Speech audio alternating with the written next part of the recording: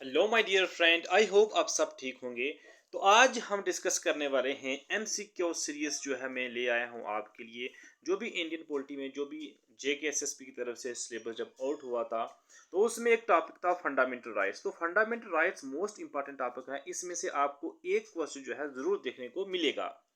तो fundamental rights में क्या क्या क्वेश्चन इसमें पूछे जा सकते हैं, किस तरह के टाइप के क्वेश्चन आपको एग्जाम में देखने को मिल सकते हैं। अगर यही क्वेश्चन जो एमसीक्यू में आपको करा रहा हूँ यही याद करके चले जाएंगे तो 100% मैं ये कह सकता हूँ इसमें से एक क्वेश्चन आपको 100% देखने को मिलेगा। तो चलिए करते हैं हम अपना सेशन स्टार्ट। तो सबसे पहला क्वेश्चन है हमारे पास, which fundamental right is called the heart and soul of our constitution, यानी किस फंडामेंटल राइट को कहा जाता है heart and soul of our constitution.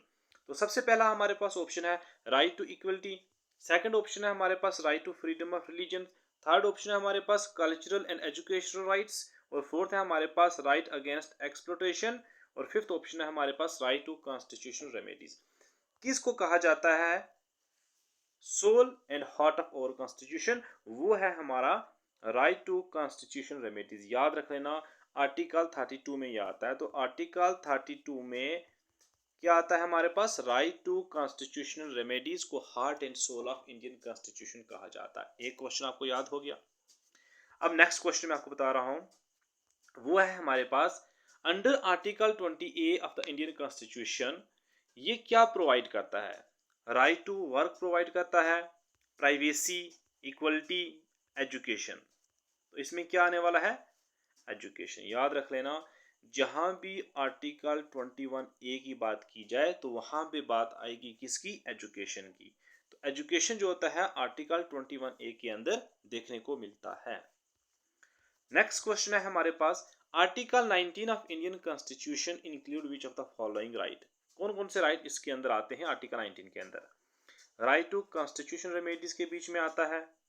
क्या राइट अगेंस्ट एक्सप्लोटेशन में आता है ये आर्टिकल 19? या right to freedom of speech and expression में आता है आर्टिकल 19? या right to freedom of religious में आता है? तो ये मैंने आपको पिछली जो वीडियो है फंडामेंटल राइट्स की वो आप पढ़ के जरूर चले जाना।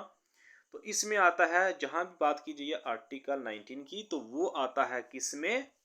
Right to freedom of speech and expression में। याद रख लेना, right to freedom of speech and expression किसमें आता है? आर्टिकल 19 में। आर्टिकल 19 में क्या आता है? Right to freedom of speech and expression.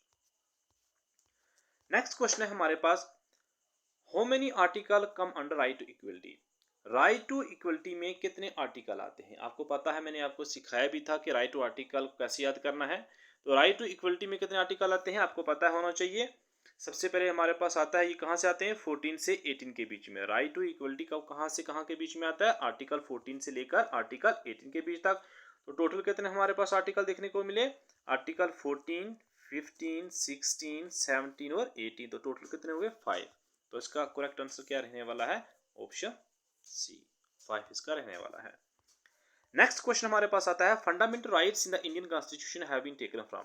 Fundamental rights को इंडियन कॉन्स्टिट्यूशन ने कहां से लिया था? तो ये सबसे पहले आपको पता होना चाहिए। तो इसका आंसर करेक्ट है हमारे पास यूएस कॉन्स्टिट्यूशन, यानी यूनाइटेड स्टेट से जो है हमारे पास क्या लिया गया है? Fundamental rights. नेक्स्ट क्वेश्चन है हमारे पास, Who among the following headed the 9-judge constitutional bench that declared the right to privacy a fundamental right? याद रखना ना, जब राइट टू प्राइवेसी को एक फंडामेंटल राइट डिक्लेयर किया था तो उस वक्त किसने इसको हेड किया था? कॉन्स्टिट्यूशन बेंच था जब, तो इसको हेड किसने किया था वो आपको पता होना चाहिए। पहला ऑप्शन है JS के है, दीपक मिश्रा, HJ कनिया या TS ठाकुर। तो इसका क्या रहने वाला है? JS के है, यानी जगदीश सिंह कहर इसका रहने वाला है आंसर। नेक्स्ट हमारे पास आने वाला है, which of the following article of Indian constitution deals with the law inconsistent with fundamental right. जहां भी आपको ये वर्ड देखने को मिल जाए इनकंसिस्टेंट विद फंडामेंटल राइट, तो इसका आंसर क्या आने वाला है? आर्टिकल 13। आर्टिकल 13 इसका करेक्ट आंसर आने वाला है। तो नेक्स्ट हमारे पास क्या आने वाला है इसका ऑप्शन में आपको बताऊं, तो एक मिनट आप वेट कीजिए जरा।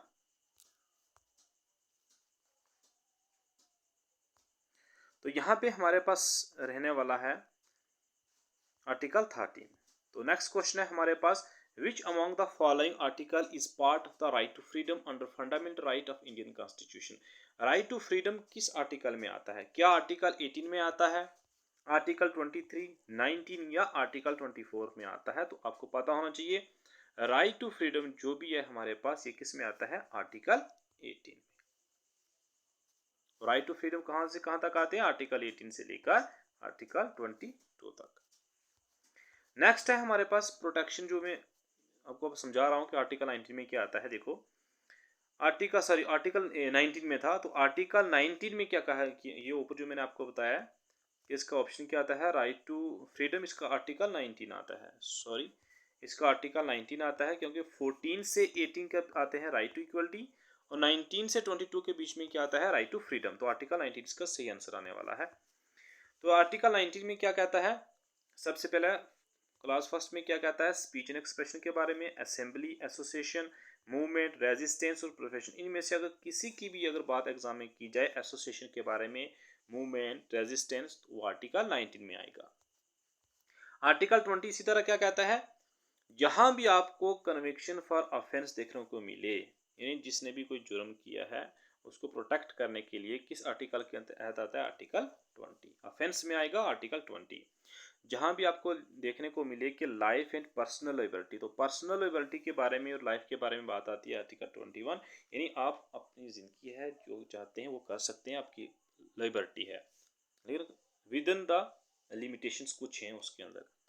तो आर्टिकल 21A, जहां भी 21A आए तो इसका मतलब एलिमेंट्री एजुकेशन के बारे में बात कर रहा है आर्टिकल 21A।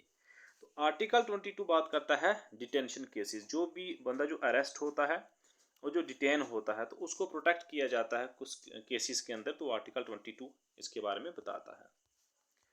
तो नेक्स्ट है हमारे पास which article provide protection against arrest detention in certain cases. मैंने अभी आपको ऊपर बताया है वो कौन सा आर्टिकल है जो हमें बताता है डिटेंशन केसेस के बारे में, आर्टिकल 22, 3, 24 या 25। तो इसका सही आंसर रहने वाला है आर्टिकल 22। मैंने आपको ट्रिक समझा दिया, इसको कैसे याद कर लेना है। जो भी आर्टिकल हमारे 12 से लेकर 35 तक हैं उनमें से एक ऐसा वर्ड आप जो है वो पिकअप कर लो जिसकी वजह से आप अच्छी तरीके से याद कर। जैसे डिटेंशन आता है तो डिटेंशन किस में आता है? आर्टिकल 22 में। एलिमेंट्री एजुकेशन किस में आता है? आर्टिकल 21 में। इस तरह से आप जो है वो याद कर सकते हैं। नेक्स्ट है हमारे पास कि आर्टिकल 14 से 18, याद रखें ये चीज़ आपको बहुत इंपॉर्टेंट रहने वाली है, ये याद करोगे तो अब जाके आपको आगे जो है इसका आंसर देखने को मिलेगा। आर्टिकल 14 से 18 के बीच में क्या आता है? Right to equality. आर्टिकल 14 से लेकर 18 के बीच में। राइट टू फ्रीडम किस आर्टिकल से किस आर्टिकल के बीच में आता है? 19 से लेकर 22। राइट अगेंस्ट एक्सप्लॉयटेशन, इसमें कितने आर्टिकल आते हैं? 2 आते हैं, 23 और 24। Right to freedom of religion किस में आता है? 25 से लेकर 28, यानी 4 आर्टिकल आते हैं। कल्चरल एजुकेशन राइट में कितने आते हैं? आर्टिकल 2 आते हैं, 29 और 30, ये आपको याद करना ही पड़ेगा। राइट टू कॉन्स्टिट्यूशनल रेमेडीज किस आर्टिकल के अंदर आता है? आर्टिकल 32, जिसको हम heart and soul of Indian constitution कहते हैं। नेक्स्ट है हमारे पास which among the following countries was the earliest to give women the right to vote. ये आ सकता है क्योंकि अभी इलेक्शन हुए हैं, तो इसी के हिसाब से वोट के बारे में आपको पूछ सकते हैं। तो ऐसी कौन सी कंट्री है जिसने ये राइट दिया था वुमेन को सबसे पहले वोट डालने का? वो कौन सी है? क्या फ्रांस है? ऑप्शन में से बताना है। यूएसए है, ऑस्ट्रेलिया है या यूके है? तो इसका सही आंसर रहने वाला है ऑस्ट्रेलिया। याद रख लेना, अगर ऑप्शन में न्यूजीलैंड दिया जाता तो इसका करेक्ट आंसर न्यूजीलैंड आता। दुनिया के अंदर फर्स्ट कंट्री न्यूजीलैंड है, लेकिन ऑप्शन के हिसाब से अगर देखें तो वहां पे क्या दिया हुआ है? ऑस्ट्रेलिया।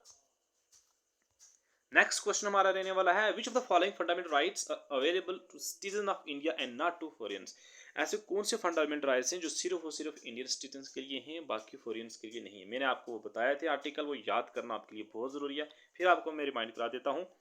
आर्टिकल 15, 19, 29, 30 याद रख लेना। आर्टिकल 15 के बाद कहता है 16, 19, 29 और 30 ये आर्टिकल हैं जो सिर्फ और सिर्फ इंडियन सिटीजन्स के लिए ही अवेलेबल हैं, और बाकी जो आर्टिकल बचे हुए हैं वो दोनों के लिए हैं, फॉरेनर्स के लिए भी हैं और इंडियन सिटीजन्स के लिए भी हैं।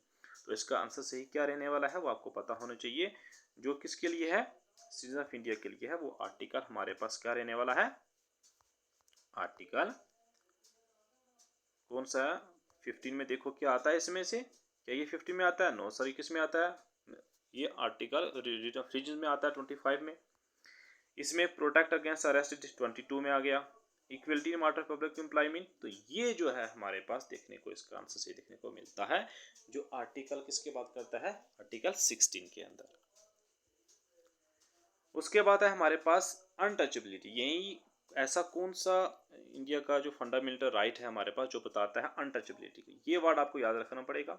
अनटचेबिलिटी किस आर्टिकल के बारे में बात की है, आर्टिकल 17 में अनटचेबिलिटी के बारे में कहा गया है। नेक्स्ट है हमारे पास right to freedom under article 19 is automatically suspended when emergency is made under which of the, याद रख लेना आर्टिकल 19 जो होता है वो सस्पेंड हो जाता है ऑटोमेटिकली। वो कब होता है, किस ग्राउंड के ऊपर होता है, ये आपको पता होना चाहिए।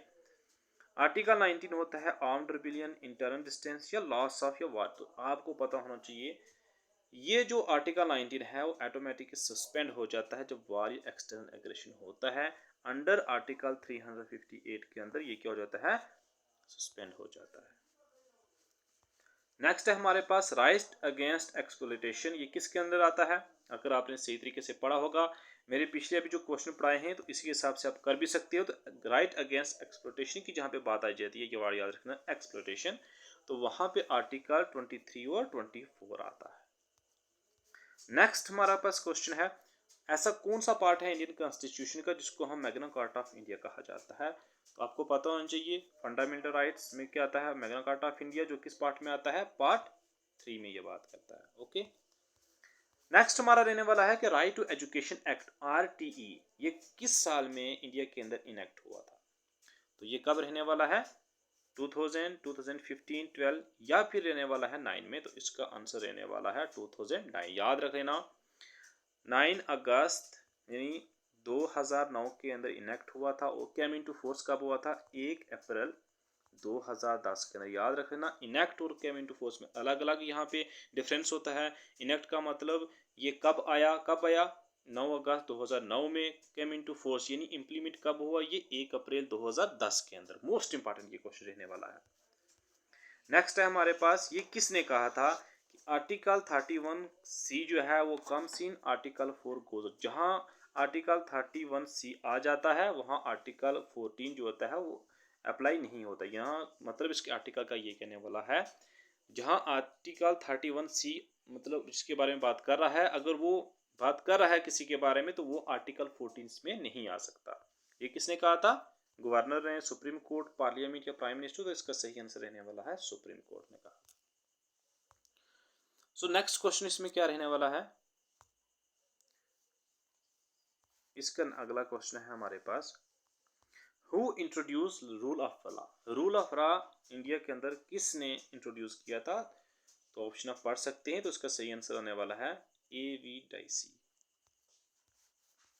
तो नेक्स्ट क्वेश्चन है According to the Supreme Court, even a private body or an agency working as an instrument of the state falls within the meaning of the state come under which article? जहां भी मैंने आपको ये word बोला है state, याद रख लेना, आसान तरीका आपको समझा रहा हूँ ताकि आप अच्छी तरीके से प्रिपरेशन करके चले जाएं एग्जाम के अंदर, सो दैट आप क्रैक कर सकें। बहुत आसान लफ्ज़ बता रहा हूँ, जहां भी वर्ड स्टेट हुआ इसका मतलब होता है आर्टिकल 12। मैं इतना डीप नहीं जाने वाला कि ये आर्टिकल क्या कह रहा है, बस इतना कुछ वर्ड के हिंट दे रहा हूँ ताकि आपको एग्जाम के अंदर हेल्प मिल सके। जहां भी स्टेट की बात की जा रही है तो वो आर्टिकल 12 के बारे में बात कर रहा है। ओके, नेक्स्ट है कि फंडामेंटल राइट्स कितने हैं कॉन्स्टिट्यूशन के अंदर, आपको पता होने चाहिए, वो है 6।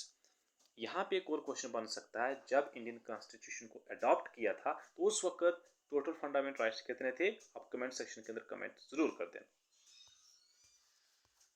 नेक्स्ट है हमारे पास मार्शल लॉज इफेक्ट ओनली, क्या मार्शल लॉज सिर्फ और सिर्फ किसको इफेक्ट करता है, लॉज को, फंडामेंटल राइट्स को, एक्ट्स को या जस्टिस को, तो आपको पता है जहां भी मार्शल लॉ लग जाता है तो वहां जो हमारे फंडामेंटल राइट्स होते हैं उसको इफेक्ट कर देता है। ओके, नेक्स्ट हमारे पास है supreme court held that rule of law is, याद रखना आपको ये पता होना चाहिए कि रूल ऑफ लॉ, वो आपको कुछ नहीं पढ़ना ये क्या कर रहा है सुप्रीम कोर्ट बोर्ड, आपको ये लफ्ज आपको नहीं समझ आ रहे हैं तो ये आप पढ़ सकते हैं कि रूल ऑफ लॉ आगे इन आर्टिकल, यानी रूल ऑफ लॉ आर्टिकल किस में आता है, तो आर्टिकल 14 में आता है। नेक्स्ट वर्ड, अब यहाँ पे बात है कि इसकी डेफिनेशन क्या है, सर्टियोररी की डेफिनेशन क्या है, तो इसका आंसर क्या आने वाला है, टू बी इन्फॉर्म्ड, यानी किसको बताना, इन्फॉर्म इसका डेफिनेशन रहने वाला है। नेक्स्ट है हमारे पास इक्वल प्रोटेक्शन ऑफ लॉ कहाँ से ओरिजिनेट हुआ था, ये आपको पता होना चाहिए। इक्वल प्रोटेक्शन ऑफ लॉ किस कॉन्स्टिट्यूशन से हम लिया था, किस कंट्री की कॉन्स्टिट्यूशन से हमने लिया था, इसका आंसर क्या रहने वाला है, अमेरिकन। अमेरिकन की कॉन्स्टिट्यूशन से हमने लिया है। नेक्स्ट है प्रेसिडेंट ऑफ इंडिया और गवर्नर जो हैं स्टेट के ये इम्यूनिटीज इंजॉय करते हैं अंडर आर्टिकल में से कौन सा है, तो वो अंडर आर्टिकल 361, ये आपको पता होना चाहिए। यानी प्रेसिडेंट ऑफ इंडिया और गवर्नर इम्यूनिटीज़ वो इंजॉय करते हैं, यानी इनके खिलाफ सिविल और क्रिमिनल प्रोसीडिंग जो होती है जब ये ऑफिस में होते हैं तब तक इनके खिलाफ कार्रवाई नहीं की जाती। वो किस आर्टिकल के अंदर कहता है, आर्टिकल 361 के अंदर। नेक्स्ट है हमारे पास जो इंडियन रिट्स हैं, जो इंडियन रिट्स कहाँ से बरो किया था, इंग्लिश लॉ से, तो इसको हम क्या कहते हैं, क्या ब्रिटिश रिट्स कहते हैं, लीगल एक्शनेबल रिट्स, आर्टिकल्स या प्रेरोगेटिव रिट्स। तो आपने न्यूज़पेपर के अंदर कहीं बार सुना होगा, तो उसको हम क्या बोलते हैं, प्रेरोगेटिव रिट्स। नेक्स्ट हमारे पास आता है कि प्रोटेक्शन ऑफ लाइफ। मैंने आपको पहले बताया जहां भी पर्सनल लिबर्टी और लाइफ के बारे में आ जाए तो ये आर्टिकल किसके बारे में बात करता है, 21। अब 21 किस में आता है आपको पता होना चाहिए। 14 से लेकर 18 किसके बारे में बात करता है, right to equality. Right to freedom किसके बारे में बात करता है, 19 से लेकर 22। इट मीन्स दैट इसके बीच में आने वाला है। ओके। नेक्स्ट है हमारे पास which fundamental rights prohibits discrimination on ground of religion, race, caste, sex, place और बर्थ के बारे में बात करता है। तो ये किसके बारे में बात करता है, आपने पता होना चाहिए, आर्टिकल 14, 15, 16, 17, 18 के बारे में पता होना चाहिए। तो ये हमारे पास किसके बारे में, आर्टिकल 15 किस में आता है, राइट टू इक्वलिटी। तो ये किस में आता है, राइट टू इक्वलिटी। नेक्स्ट है हमारे पास which article insures the right to education is a fundamental right. मैंने पहले बताया जहां भी एजुकेशन के बारे में बात की जाती है तो वो आर्टिकल कौन सा होता है, 21A। ओके।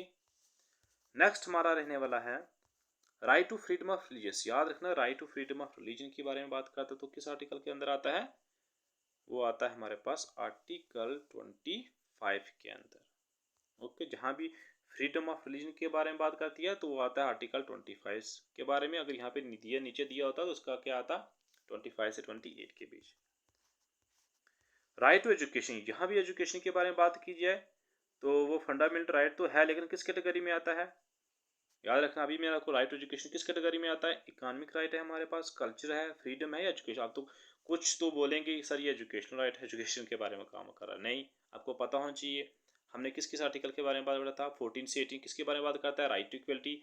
और 15 से 19 से लेकर 22 किसके बारे में बात करता है, राइट टू फ्रीडम। तो फिर फ्रीडम के बारे में आता है एजुकेशन। क्यों, right to education article 21A के बीच में आता है।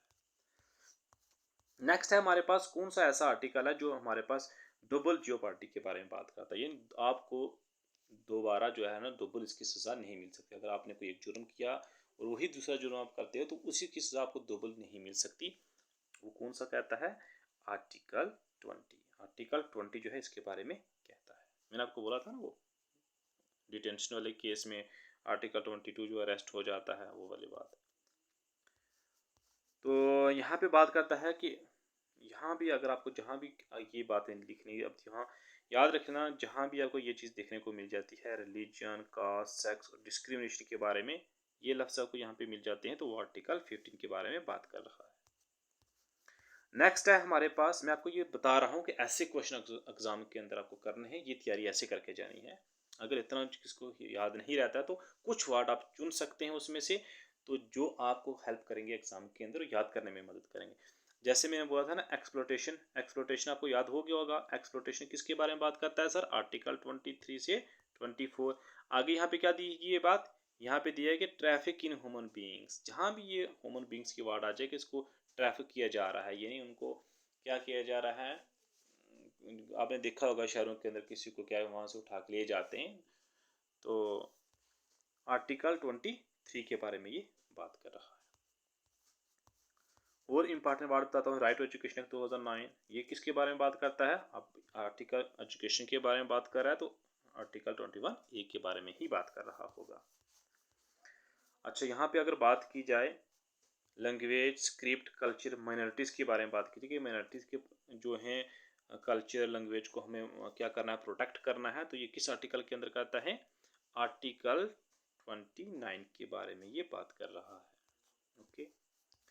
नेक्स्ट है हमारे पास यहाँ भी बात की गई, देखो इक्वलिटी ऑफ अपॉर्चुनिटी, आपको पता है इक्वलिटी ऑफ अपॉर्चुनिटी है पब्लिक इम्प्लॉयड के अंदर, तो राइट टू इक्वलिटी ही इसका आंसर रहने वाला है।